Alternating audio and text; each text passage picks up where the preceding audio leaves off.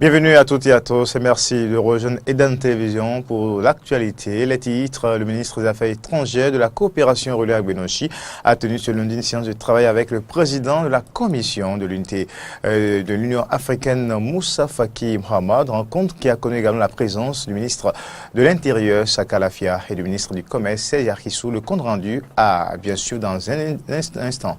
Atelier de vulgarisation de la loi sur le bail à usage domestique lancé ce lundi 22 octobre 2018 à Cotonou. C'est dans le cadre de la célébration du mois de l'habitat que la Direction générale de l'habitat a bien organisé cet atelier. Et puis sur le continent, le Kenya et l'Ouganda se disputent depuis plus de 10 ans un bout de rocher situé dans le lac Victoria. Les détails également à suivre dans un instant.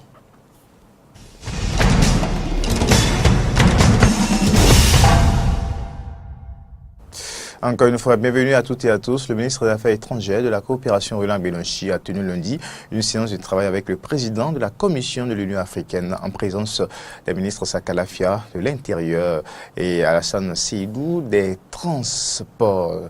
Alassane Seydou des Transports, Serge Akissou du Commerce. Nous retrouverons dans un instant cet élément bien à la suite de cette édition atelier de réflexion sur du plan national d'intervention d'urgence en cas de pollution marine accidentelle par les hydrocarbures. Une rencontre qui se déroule du 22 au 25 octobre 2018 à l'Infosec à Cotonou. Voici le compte rendu de Carole Olaye et Fréjus Sophie aussi. Organisé par l'OIM, Organisation maritime internationale à travers le projet JIWACAF et le ministère du Transport, cet atelier a pour objectif l'actualisation du plan national d'intervention d'urgence en cas de pollution maritime accidentelle par les hydrocarbures. Dans le contexte du développement du transport des produits pétroliers et d'activités d'exploration pétrolifère dans les eaux maritimes béninoises, la protection du milieu marin est devenue une préoccupation majeure. Il est alors important que les acteurs concernés par la sauvegarde de l'environnement marin améliorent quotidiennement leur capacité à faire face à une pollution marine par les hydrocarbures causée par les navires ou des installations offshore d'exploration pétrolifère. Un exercice capital selon le représentant du projet JIWACAF qui a souligné l'importance d'une mise à jour du dit document et le maintien de la veille permanente sur les 46 000 km² des côtes béninoises. Ces objectifs de mise à jour et d'opéralisation du plan guideront notre travail tout au long de la semaine. Pour cela, nous serons épaulés par nos deux experts, Madame Nathalie Monvoisin et Monsieur Romain Dietchi, consultants pour l'OMI IPIECA, pour le projet JIWACAF, qui ont une grande connaissance du sujet et une expérience de longue date qu'ils partageront tout au long de notre atelier. Le représentant du ministre des Transports, quant à lui, tout en saluant la tenue de ces assises qui font suite à celles au cours desquelles le Bénin a adopté son plan national d'intervention d'urgence, a rappelé les nombreuses actions du gouvernement visant la protection des eaux béninoises. Vu le développement du transport des produits pétroliers et des activités d'exploration pétrolière dans les eaux maritimes béninoises d'une part, et l'état de dégradation avancé des installations du champ pétrolier de Sémé, que le représentant avait rappelé tout à l'heure, le gouvernement du Bénin a décidé de rendre le dit plan opérationnel en faisant dérouler un exercice de simulation en vue de le tester. Cet exercice grandeur nature s'est donc déroulé du 7 au 11 mai 2018 sous la direction du préfet maritime avec le soutien logistique et technique du projet GOGIN de l'Union européenne. Dans le même ordre d'idée, le ministère du cadre de vie et du développement durable a organisé du 9 au 11 juillet 2018 un atelier sur le thème opérationnalisation du plan d'urgence contre les déversements d'hydrocarbures en mer. Les travaux de cet atelier connaîtront leur épilogue le jeudi 25 octobre 2018, une occasion pour les participants d'acquérir de nouvelles connaissances afin de renforcer les stratégies de prévention et de lutte contre les éventuelles pollutions des eaux béninoises par les hydrocarbures. Je l'ai annoncé tantôt, le ministre des Affaires étrangères de la coopération Aurélien Gbenochi a tenu ce lundi une séance de travail avec le président de la Commission de l'Union africaine en présence des ministres Saka Lafia de l'Intérieur, Alassane Seydou des Transports et Seyar Kissou du Commerce. Voici le compte rendu de Laurent Anthony Ikes et Denis Marouya. En visite au Bénin depuis le 21 octobre 2018, Moussa Faki Mahamat, le président de la Commission de l'Union africaine, s'est rendu dans la soirée de ce lundi 22 octobre 2018 au ministère des Affaires étrangères et de la coopération pour une séance de travail. Cette séance de travail thématique a abordé plusieurs sujets dont la zone de libre-échange continentale africaine, l'espace aérien unique, le marché unique, mais également les réformes entreprises au niveau de l'Union africaine, et ceci en présence des ministres Saka Lafia de l'Intérieur, Seydou Alassane des Transports et Seyar Kissou du Commerce. Le Bénin est un pays qui croit en l'Union africaine, ce qui explique que à tous les sommets, nous sommes présents, notre chaise n'est pas vide et que nous restons actifs et mobilisés pour faire en sorte que l'organisation continentale atteigne ses objectifs, nous permet d'avoir cette Afrique que nous voulons. Moussa Faki Mahamat est très heureux de revenir au Bénin, un pays qu'il a connu dans sa jeunesse. Pour lui, le Bénin a mis en œuvre le protocole de libre-échange depuis plus de 3 décennies en raison de son hospitalité. Il a également parlé des chantiers lancés par l'Union africaine, notamment celui de l'approfondissement de l'intégration. En mars 2018, à l'occasion du sommet extraordinaire de l'Union africaine à Kigali, les chefs d'État ont procédé à la signature de l'accord sur la libre-échange transcontinentale avec 49 signatures et 7 ratifications à ce jour. La libre circulation des personnes, des biens, d'établissements, avec à la carte un passeport africain également, est une volonté des peuples africains. Nous sommes un continent d'à peu près 30 millions de kilomètres carrés et qui a besoin d'être décloisonné. C'est un marché d'1,2 milliard de personnes. Je crois que la première des choses à faire, c'est ouvrir ce marché pour permettre aux Africains d'aller et de venir, de s'établir, de commercer. S'agissant du marché unique en matière de transport aérien et du transport en général en Afrique, il a expliqué les actions entreprises par l'Union africaine pour l'atteinte des objectifs de l'agenda 2063. Pour ce qui concerne les réformes à l'Union africaine, Moussa Faki Mahamat a précisé qu'un sommet extraordinaire aura lieu les 17 et 18 novembre prochains à Addis Abeba pour faire le point. La question de paix et de sécurité n'a pas été occultée. Nous travaillons sur le dossier libyen, en même temps sur la question du Sahel au bassin du lac Tchad. La menace s'est approfondie. Et c'est la raison pour laquelle nous insistons pour que l'Afrique réellement prenne en charge sa sécurité. Nous avons mis en place un fonds de la paix qui pour la première fois a recueilli une 50aine de millions de dollars. C'est un premier pas. Nous travaillons avec les Nations Unies, notamment le Conseil de sécurité, dont c'est la responsabilité, le maintien de la paix et de la sécurité. Mes chers amis, l'histoire nous démontre et l'évolution du monde nous démontre qu'il faut d'abord compter sur soi. C'est pour cela que nous avons soutenu, nous continuons à soutenir la force mixte dans le bassin du lac Tchad, ainsi que le G5 Sahel, dont la force est en gestation et qui doit être soutenue. Le président de la Commission de l'Union africaine, pour finir, a précisé qu'il est venu consulter le président de la République du Bénin, lui faire le point et recueillir son conseil dans la perspective du sommet extraordinaire du novembre prochain à Addis Abeba.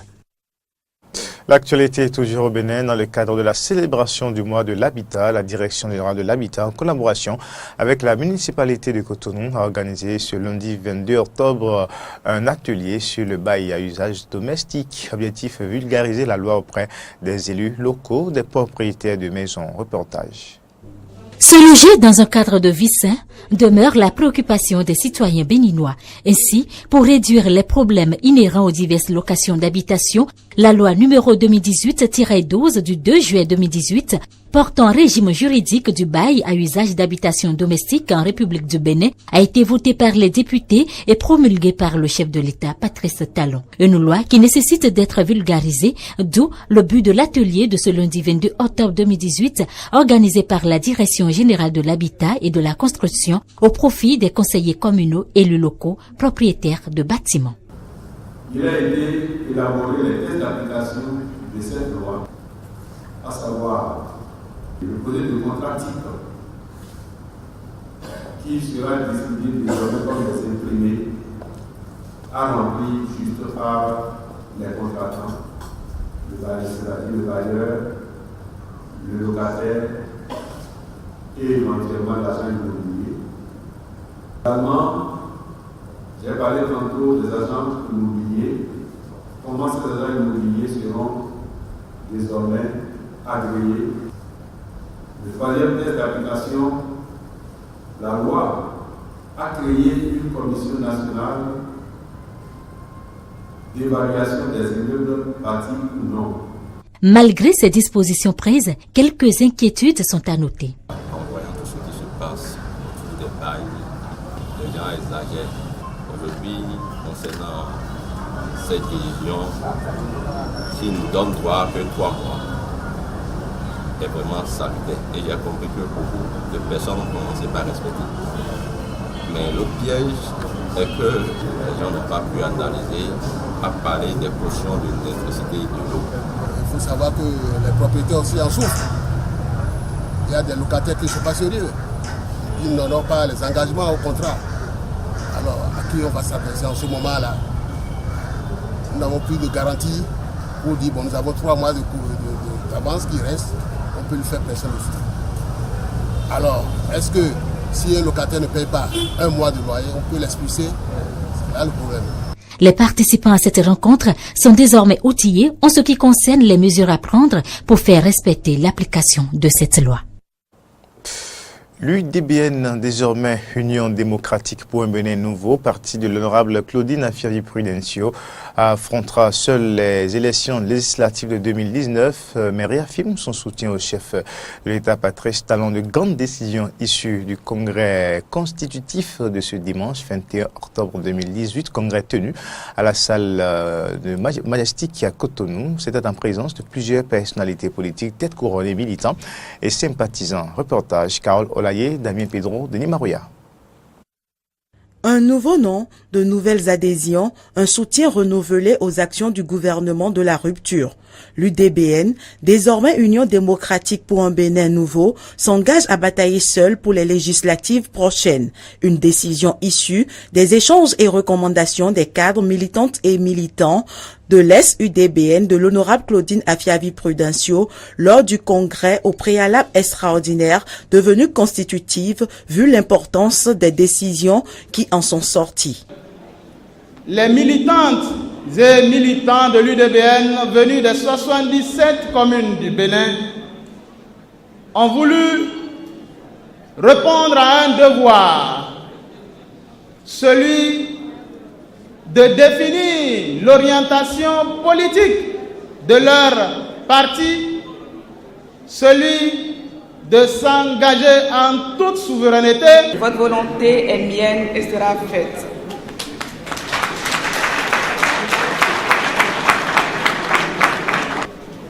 Je n'ai pas de choix, je n'ai même pas les moyens d'en avoir parce qu'il n'y a pas de choix. Ce qui me réjouit est que vous avez décidé, en précisant que vous ne pouvez point vous écarter de notre engagement à soutenir le président de la République, le président Patrice Talon.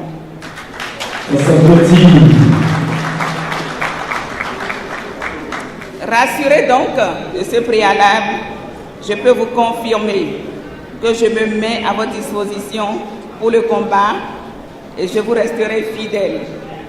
Je porterai modestement votre courage pour que nous puissions affronter les prochaines joutes électorales en tant que famille UDBN.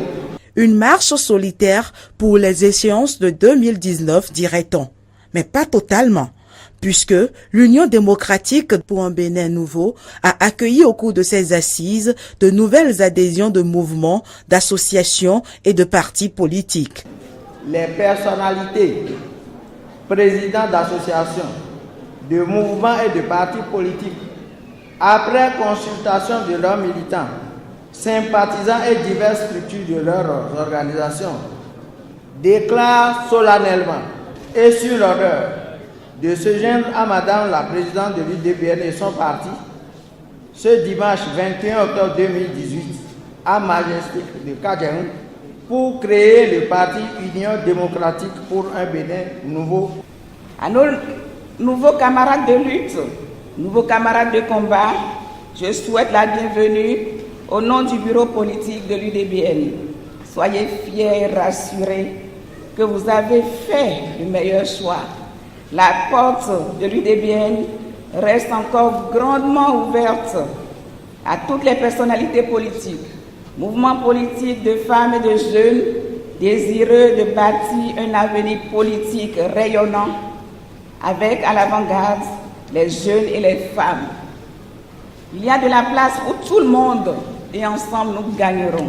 Une victoire écrasante, c'est ce que promettent ces nouveaux membres du parti de l'UDBN, Union démocratique pour un Bénin nouveau, de l'une des rares femmes qui a su s'imposer dans l'arène politique béninoise. Une ténacité et persévérance saluées par des personnalités politico-religieuses qui ont également imploré la bénédiction divine sur les actions présentes et futures de Claudine Afiavi Prudencio. Notre environnement politique a besoin de réformes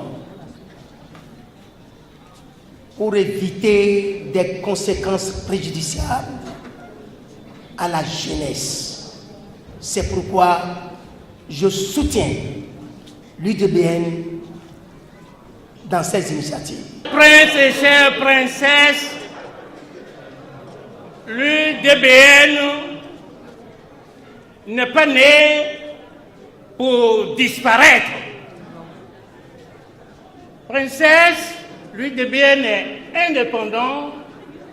Il doit grandir, grandir et grandir. L'Union démocratique pour un Bénin nouveau ne fera donc pas partie des deux blocs qui se forment autour du chef de l'État, Patrice Athanase Guillaume Talon, selon la nouvelle charte des partis politiques et le nouveau code électoral.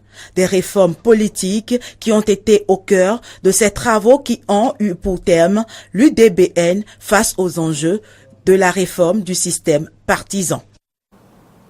Et comme le disait Carole Olaye, le parti a enregistré de nouveaux adhérents et bien des mouvements qui ont fait l'adhésion à l'UDBN au cours de ce congrès. Ces nouveaux membres ont été officiellement accueillis lors de ce congrès le dimanche. Carole Olaye a pu tendre son micro à quelques-uns, suivant leur impression et surtout les raisons de leur adhésion à l'UDBN.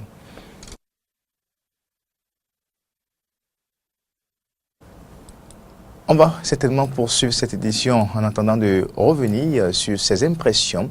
À Gbetabo, dans l'arrondissement d'Akasato, des fils électriques sont depuis ce matin à même le sol selon les témoins rencontrés sur le terrain. L'un des fils électriques formant les nombreuses toiles d'araignée aurait pris feu. On l'écoute. Vers 10 heures, j'avais entendu une détonation qui a quitté la voie là, vers un bois. Les fils, les toits d'araignée là, ont pris feu. Et il y a un arbre ou bien comme une file s'est coupée et tombée sur la voie. Donc j'ai constaté que la détonation a commencé par là-bas sous les Nîmes là, jusqu'à aller derrière le poteau là. Je vais lancer un appel aux autorités surtout, parce que nous avons trop de toits d'araignée.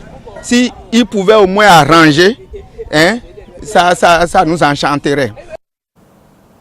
La campagne de commercialisation du coton a été officiellement lancée jeudi 18 octobre en Garadébou, dans la commune de Kandi. Ministre de la République, acteurs du secteur privé et paysans producteurs du coton étaient tous présents. Laurent Rolantoni, Damien Pedro. C'est la localité d'Angaradébou 1 dans la commune de Kandi dans le département de la Liborie qui a abrité l'édition 2018 de la campagne de commercialisation du coton graine. Cette activité marque la fin de la campagne cotonnière 2018-2019. 2018-2019 a connu un engouement particulier marqué par des envergures plus importantes, soit 650 000 hectares contre 530 000 enregistrés pour la campagne 2017-2018, soit 23% d'augmentation. La cérémonie de ce matin va consacrer l'ouverture des marchés autogérés pour la commercialisation du coton graine dans toutes les communes cotonnières du Bénin. Le gouvernement du nouveau départ, dès son avènement en avril 2016, a imprimé au secteur cotonnier une nouvelle orientation qui permet d'atteindre des résultats jamais obtenus. personne n'ignore l'importance de la filière coton pour l'économie de notre pays. Le dynamisme que les acteurs lui impriment ces 3 dernières campagnes, dynamisme que les résultats quantitatifs confirment si bien, ne saurait passer pour des faits anodins. Malgré la morosité financière au plan international, notre pays tire grand profit de cette filière qui porte fortement la croissance économique du Bénin ces dernières années. La situation sur le terrain présage d'une production meilleure et sans exagérer, nous devons dépasser les 700 000 tonnes de coton graines.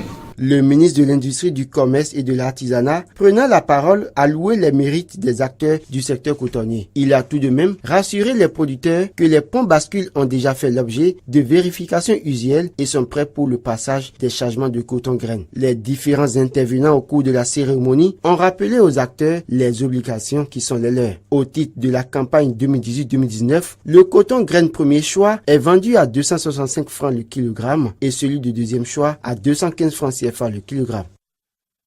Hors du Bénin, ce n'est qu'une minuscule carapace de tôle posée sur des eaux argentées du lac Victoria, un enchevêtrement d'abris de fortune autour duquel gravitent quelques dizaines de bateaux en bois. Le Kenya et l'Ouganda se disputent depuis plus de 10 ans ce bout du rocher, en apparence insignifiant. Reportage. Des abris de tôle recouvrent cette petite île de 2000 m² sur le lac Victoria. Des centaines de pêcheurs d'Afrique de l'Est sont venus s'y installer. Même petit, ce bout de terre est au centre de vives disputes entre le Kenya et l'Ouganda. C'est les Kenyans ici. Ils nous disent de ne pas mettre notre drapeau et de le mettre sur l'autre île. Parce qu'ils disent qu'ici, ça leur appartient. Qu'est-ce qu'on doit faire ? L'intérêt pour Migingo est apparu dans les années 2000, lorsque les perches du Nil se sont faites rares le long des côtes du lac. Les deux pays y ont alors envoyé leurs polices respectives pour faire régner l'ordre, et malgré ces disputes de propriété, la pêche unit les habitants. La raison pour laquelle je suis venu ici il y a longtemps, en 2006, c'est parce qu'il y avait beaucoup de poissons. Mes amis qui vivaient ici revenaient toujours à la maison avec plein de cadeaux. C'est là que j'ai décidé de travailler ici. Les pêcheurs kenyans et les politiciens locaux appellent le gouvernement à demander à la Cour internationale de justice de trancher le différend, car les disputes incessantes entre les deux pays inquiètent les habitants. Ils adorent dire qu'ici c'est le Kenya, mais on ne sait pas à qui appartient cette île. Nous sommes venus ici pour faire de l'argent, c'est pour ça qu'on a quitté notre maison. Si quelqu'un en a assez, il faut quitter l'île et quelqu'un d'autre viendra gagner de l'argent ici. Mais certains frères et sœurs kenyans veulent inciter la violence sur l'île. Le Kenya et l'Ouganda ont créé une commission qui devra déterminer à qui appartient l'île, basée sur des plans qui datent d'avant l'indépendance du Kenya. En attendant, les deux pays ont signé un accord de cogestion de l'île. Du Kenya, rendons-nous maintenant en RDC, où les jeunes, précisément à Kinshasa, où les jeunes rebelles du rap partent à l'assaut des dieux et des vieux de la rumba congolaise accusés de ne chanter que l'amour et l'ordre établi. Ce qui inquiète est à l'approche des élections. Reportage. Kinshasa, capitale de la rumba, et ses stars qui flattent l'ordre établi à longueur de dédicaces. Une musique un peu démodée pour les moins de 20 ans, la jeunesse des villes et la génération smartphone s'enflamment pour la musique urbaine en plein essor au Congo. Chanteurs de rap ou de hip-hop, ils ont 20 ans et des poussières et promettent de prendre bientôt le pouvoir artistique dans un pays en pleine crise politique.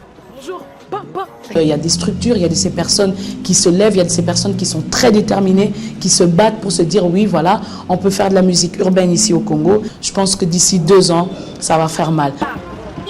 Parmi ces structures, dans la mégapole aux 10 millions d'habitants, un minuscule studio dans un quartier populaire, Kinshasa Sound. Ici passent tous les noms de l'underground congolais. Sista Beki, Alech, Magneto. Ils chantent les problèmes de la jeunesse, ce qui inquiète la censure en cette période préélectorale. Oui, le studio a été scellé récemment. Pourquoi ? Parce que nous sommes à la base de plusieurs chansons, populaire. On nous a dit que nous réalisons des chansons qui vont à l'encontre de bonnes mœurs. La RDC doit aller aux urnes le 23 décembre. Comme Bobby Wine en Ouganda ou Smokey au Burkina Faso, le grand frère de tous les rappeurs congolais, Lexus Legal, a franchi le pas de la scène à l'arène politique. Candidat de l'opposition au Parlement, il se décrit comme une fausse note au pays de la rumba et du président Kabila. On n'est pas là pour danser pour le président ou même pour l'opposition. On n'est pas là pour danser pour ça. On n'a plus le droit de la fermer. La parole, c'est nous. Les pouvoirs, c'est nous.